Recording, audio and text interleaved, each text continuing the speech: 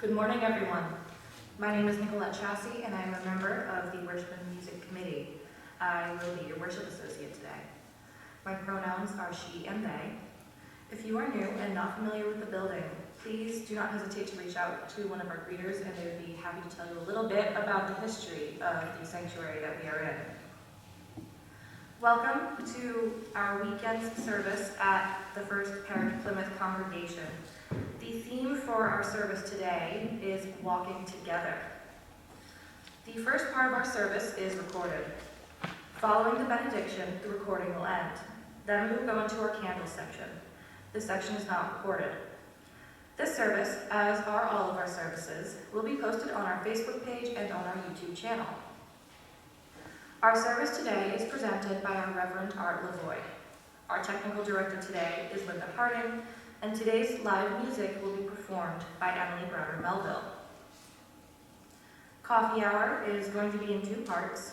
First, if you are drinking any coffee or another hot beverage of your choice, we ask that you drink your beverage outside, since we are still in the middle of a pandemic. If you wish to participate in fellowship without a beverage, we will still be having indoor fellowship in the chapel and parish house. We do require that if you are participating in fellowship indoors that you wear a mask for safety purposes. Please also be advised that today is actually going to be our last fellowship hour with coffee. Starting next week, we will be transitioning into a fellowship-only, refreshment-free fellowship hour where it will be held here inside the sanctuary, where everyone will be in masks, and we would ask that people practice safe social distancing. With regards to offerings, we are not passing the basket at this point. If you are able, you can place your donations in the basket in the back, either before the service starts or after. We also accept online offerings. You can schedule a monthly offering via PayPal, and you can learn more about that on our website.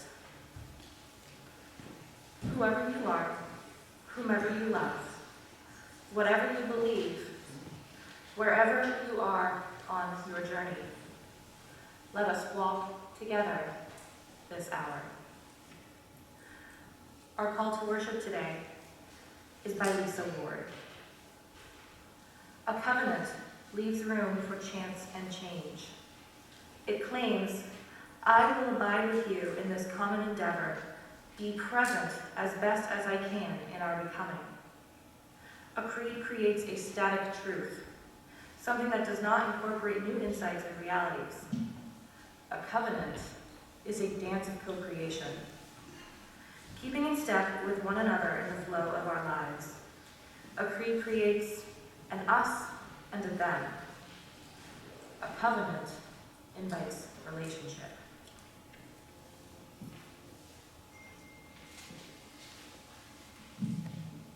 I invite you to stand for our chalice lighting and to read with me the words that are in your order of service. Love is the spirit of this church, and service its law. This is our great covenant, to dwell together in peace, to seek the truth in freedom, to speak the truth in love, and to tell one another. Please be seated.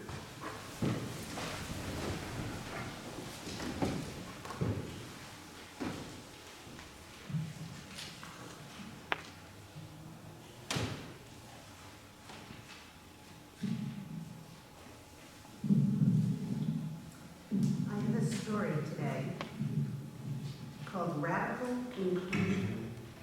It's one of the words we like to use for new news. I was pretty grumpy. Thursday, 4 o'clock, rushing out. I was tired. And I walk out of my office to find an empty, quiet couch. But someone's there. That outfit is fresh.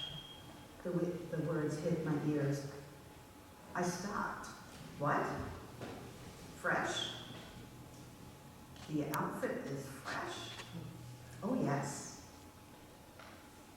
Lois Newton Edwards looked at me. She liked the parachute pants I was wearing, which I wore for comfort. Her compliment completely made my day and broke me out of my afternoon fog, like a cup of strong coffee. She was wearing a purple feather arrangement in her hair.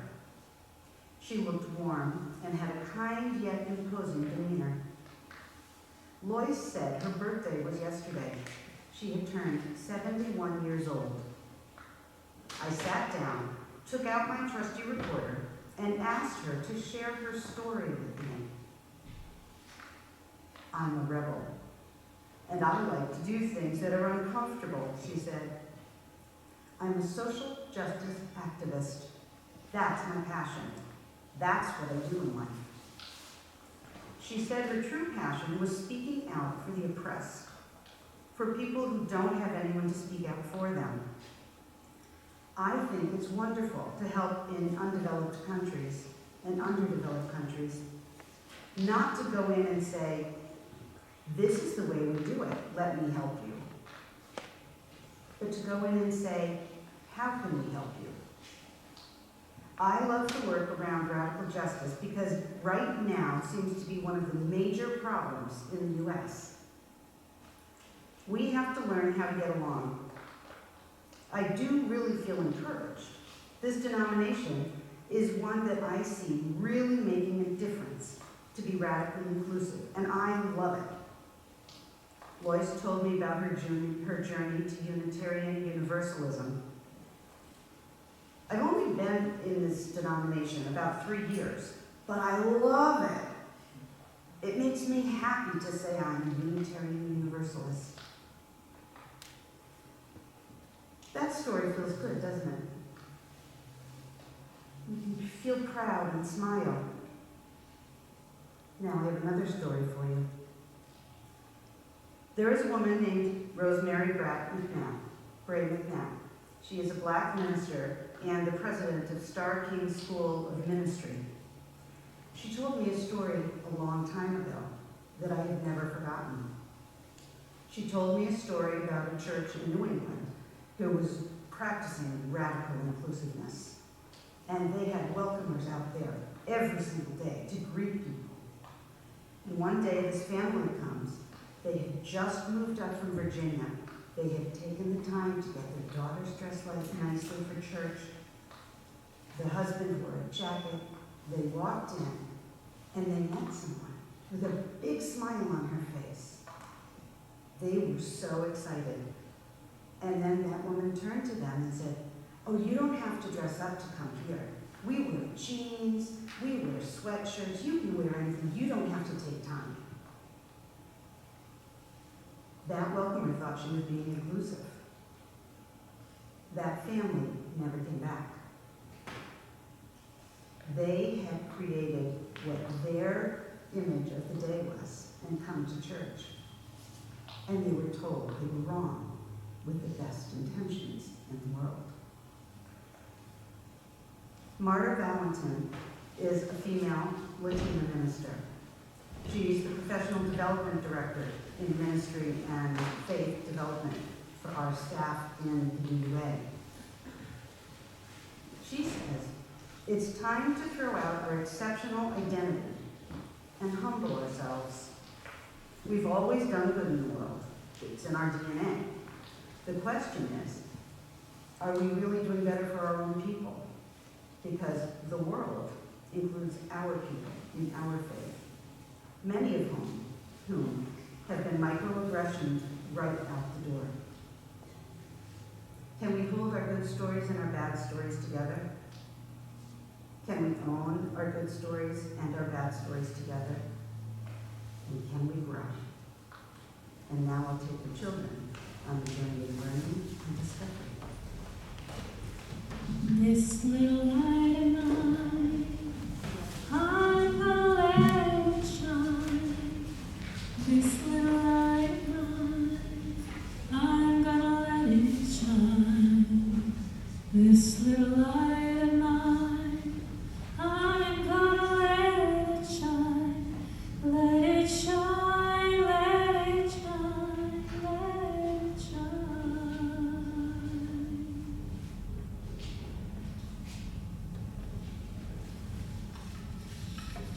Our first reading today is on Sacred Trust by Dr. Akintunde Akinade.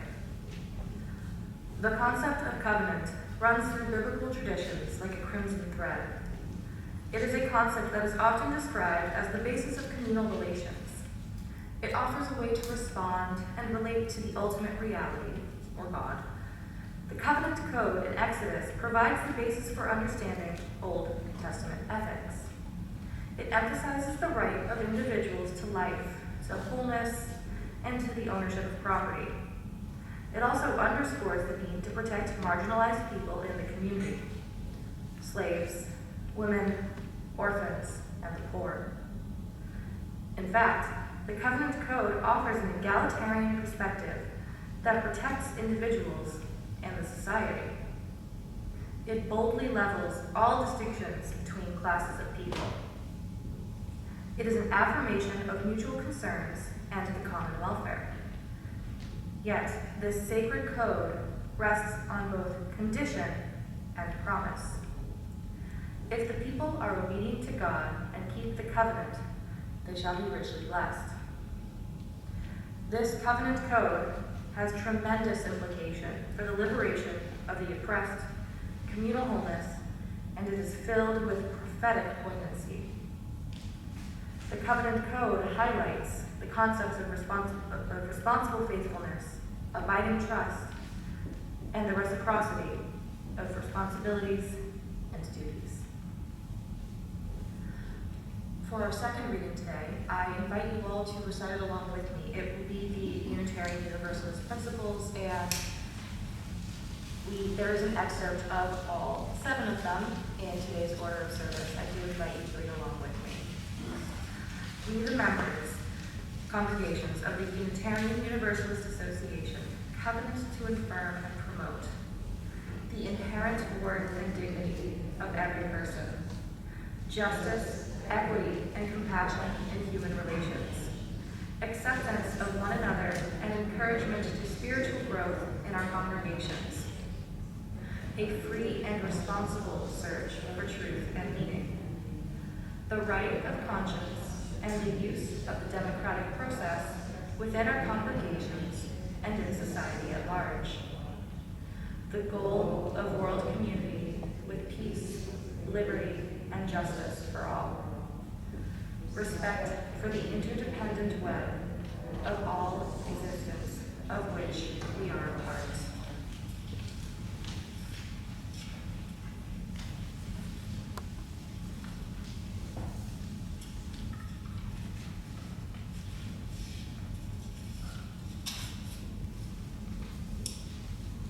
The musical reflection is called We Laugh, We Cry. It's a very beautiful song, and I can, in fact, play it really well on the piano. But because the key is a little bit higher than I seem to be able to do today, I'm going to sing it a cappella in a more comfortable key because it's really about the words. Okay? I'm going to choose that key first.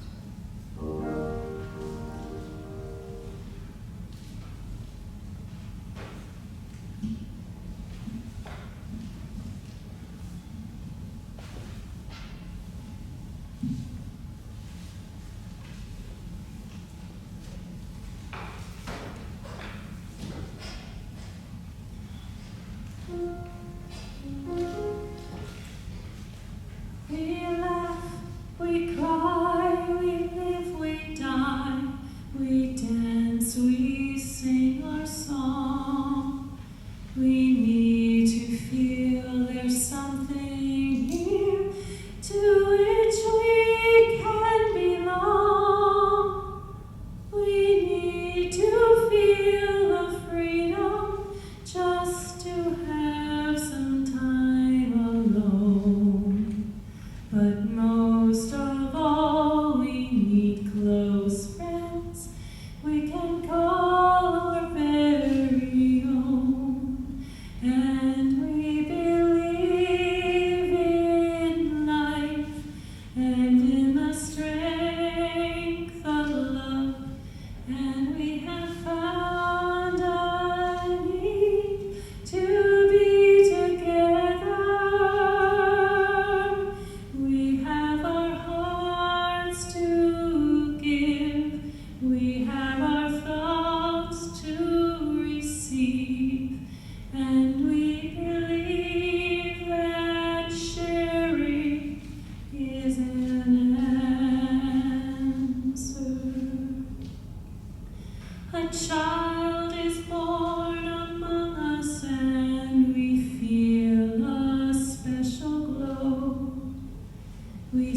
see time's endless journey as we watch the baby grow.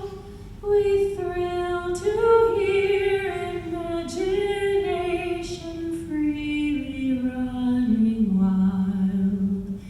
We dedicate our minds and hearts to the spirit of this child, and we believe in life and in the strength of love, and we have found a time to be together, and with the grace of age we share the wonder of youth, and we believe that growing is an answer. Our lives are full of wonder, and our time is very brief. The death of one among us fills us all with pain and grief. But as we live, so shall we die, and when our lives are done, the memories we shared with friends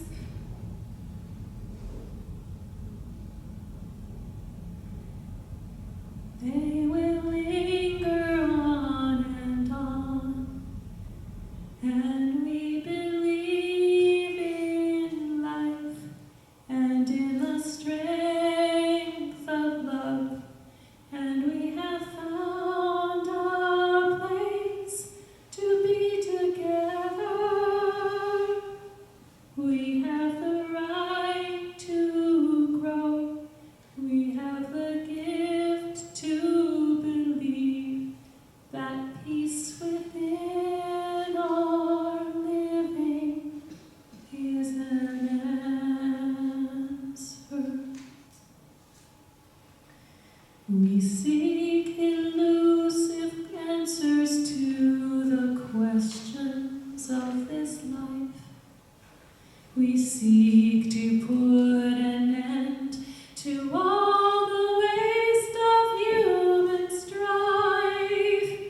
We search for truth, equality, and blessed peace of mind. And then we come together here to make sense of what we find.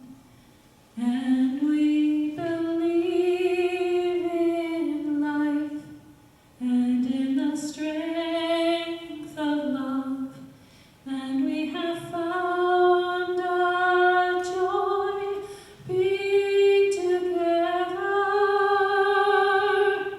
and in our search for peace, maybe we'll finally see, even to question truly is an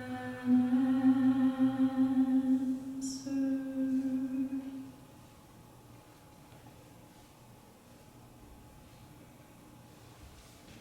Thank you, Emily.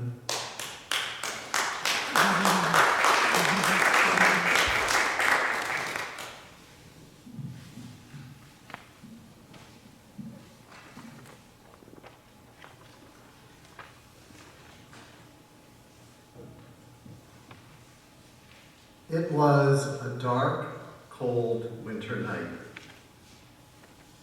A Thursday night in 1637. There were 30 families that had recently settled in an area southwest of Boston that the Massachusetts General Court had named Dedham. They were all recent immigrants. Among the 20,000 people who fled England during the decade between 1630 and 1640 in pursuit of religious, civic, and political freedom. Over the past year, they had established their farms and planted and harvested their crops. Now it was time to found their church, which would be the center of their community, just as the church was the center of this community and all of these early New England cities and towns. But it was not possible to just build a building, call a minister, and start holding services.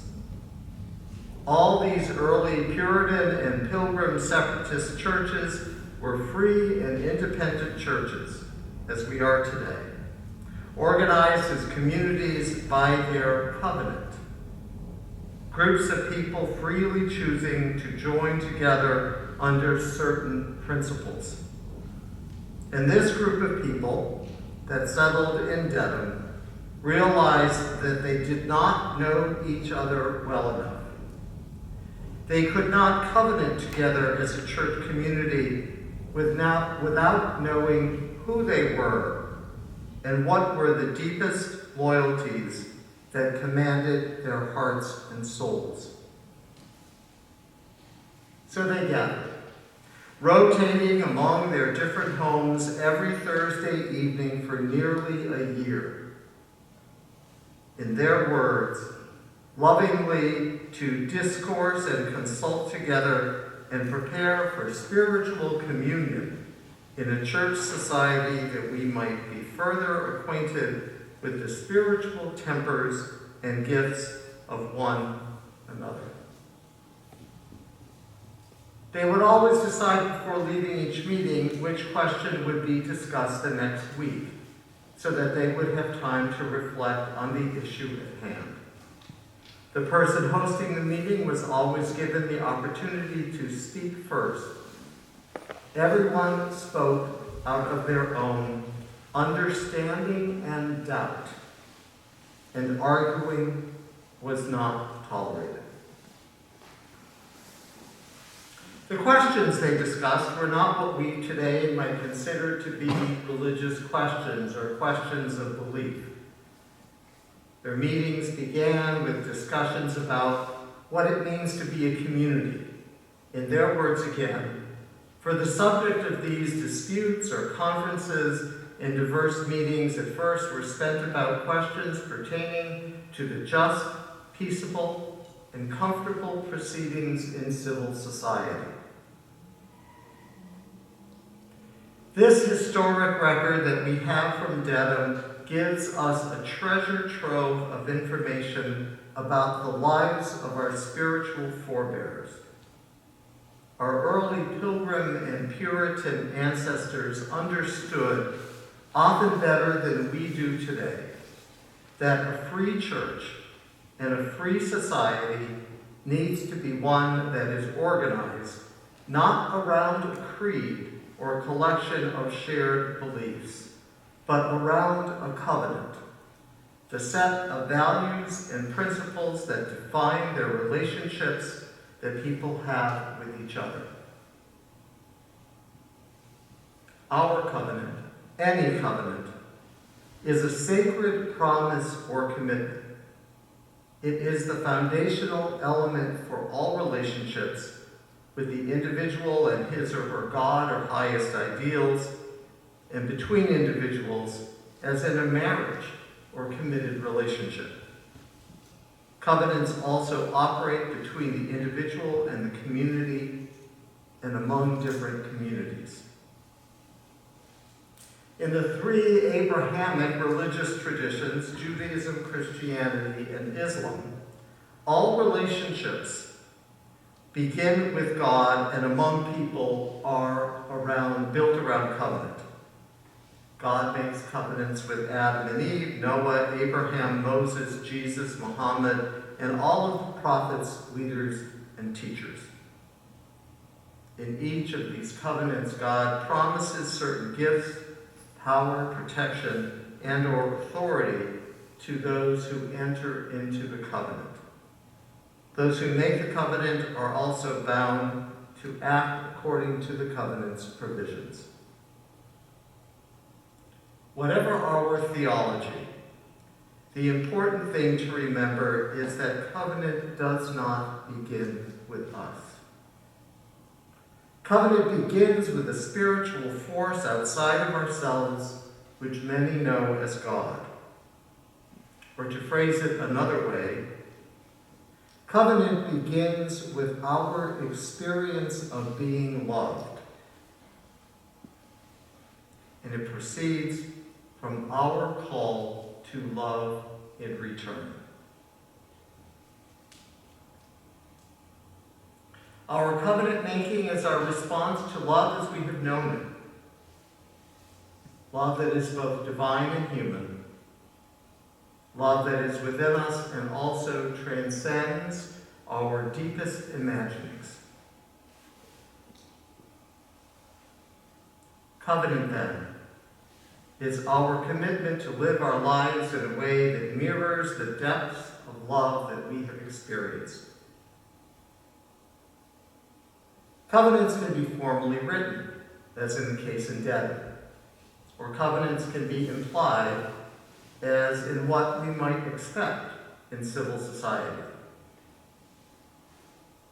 The Mayflower Compact is the earliest European covenant written in this part of the world. It was written and signed in Provincetown Harbor before the passengers were allowed to go ashore.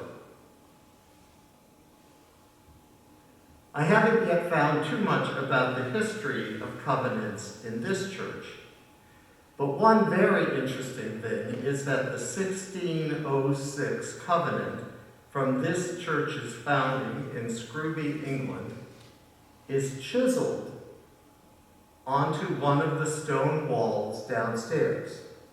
As you enter the building from the front doors, if you look ahead just to the left, it says, "Our Covenant."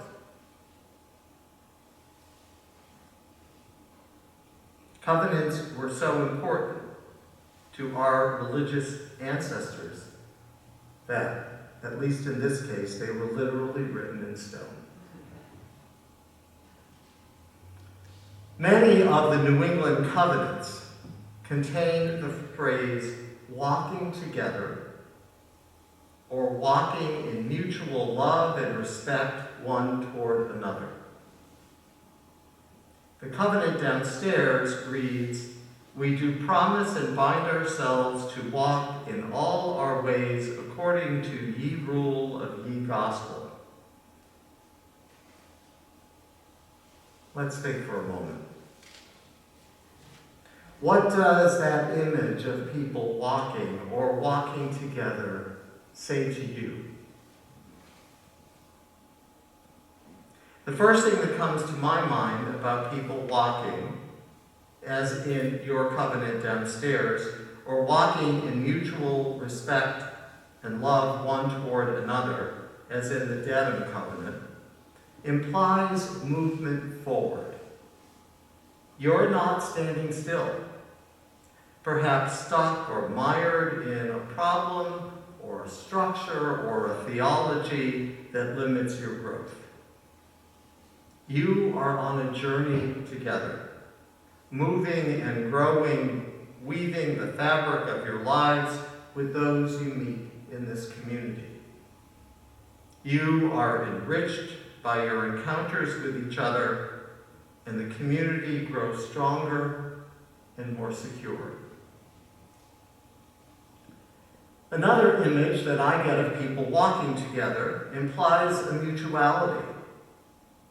That to be part of this community involves being together, a commitment to accept and to understand and to care for each other. Making sure nobody gets left out and no one gets left behind. There's an implied equality with everyone on the same level, every voice being heard. This also suggests a reciprocal relationship, one where there's a spirit of compromise, of deep listening to each other's ideas and feelings. Both the congregation and the individual give and receive in this relationship. Therefore, the community that you form together is dynamic and ever-changing. Both the individual and the community are continually transformed.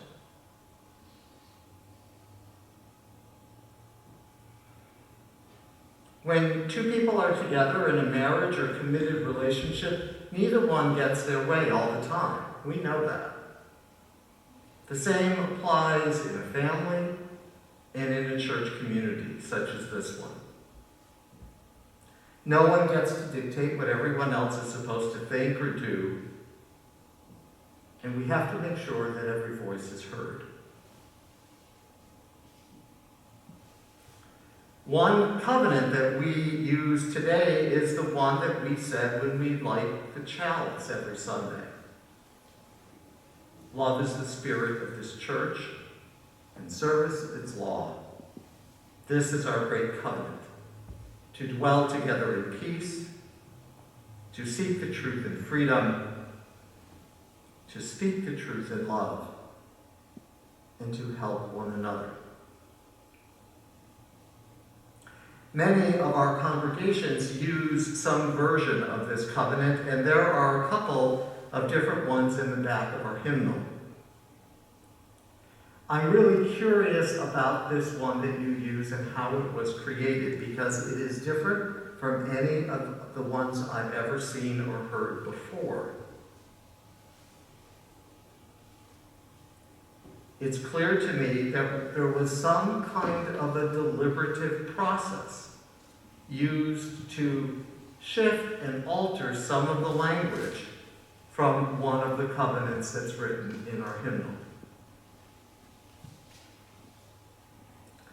Another covenant that's important to us as Unitarian Universalists in our faith tradition is found in the Unitarian Universalist Principles, which Nicolette read as one of our readings this morning, and many of you joined in when she read it. They are not a statement of belief,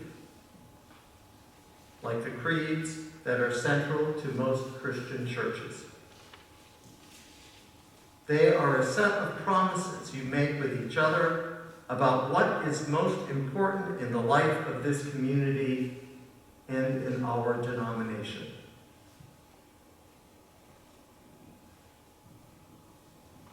Making connections, building relationship, walking in mutual love and respect one toward another is then, for us as Unitarian Universalists, the essence, the core understanding by which we constitute our religious societies. It's what brings us together. It's what binds us together.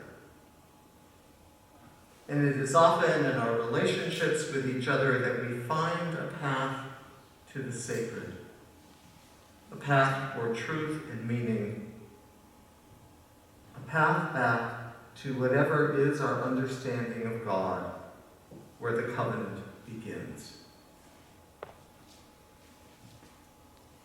It is our commitment, our covenant, to walk in mutual love and respect one toward another that allows for healing, for forgiveness, for acceptance, and the renewal of any bonds that have been broken.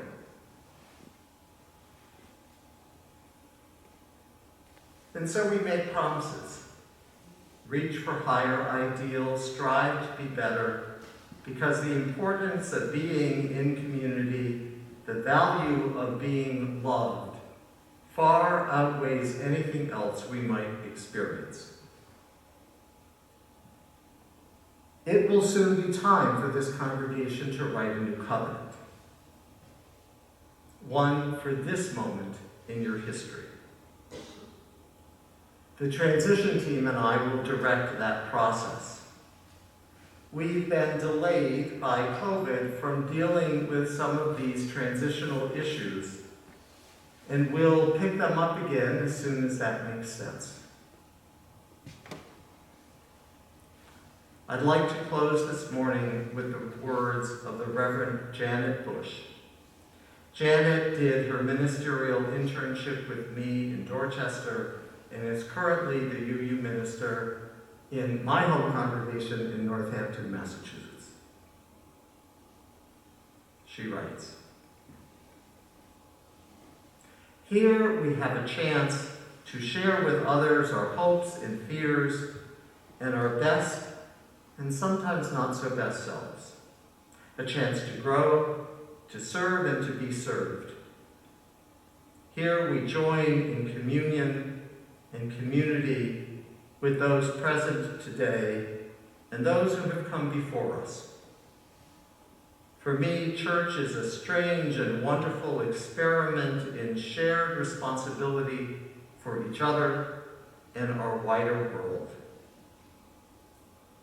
An experiment that is full of joy and at times struggle. A worthy adventure that can bless us all."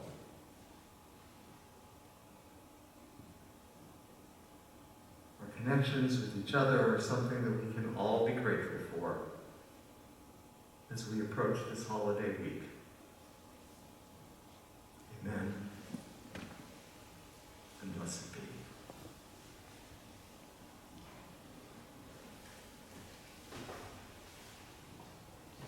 Our closing hymn, "We Gather Together," which is number 349 in our hymnal, but we have hymnals up, but the words are printed in your order of service.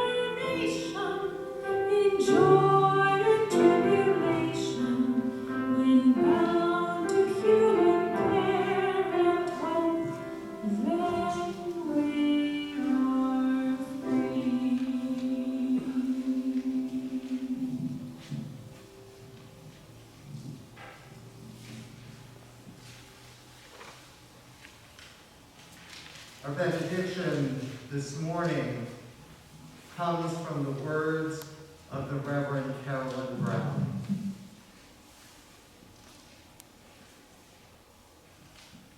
May I give you a word of courage, of hope, a story of truth and good. Would you give me a word of love, of warmth and consolation? May I give you a word of charity, a gift to take with you today.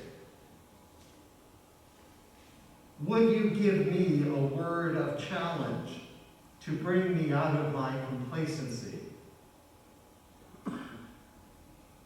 May I give you a word of hope to raise your spirit out of its low places?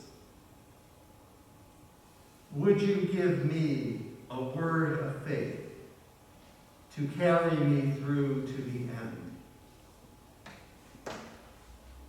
May our words give form to the promise we hold with one another.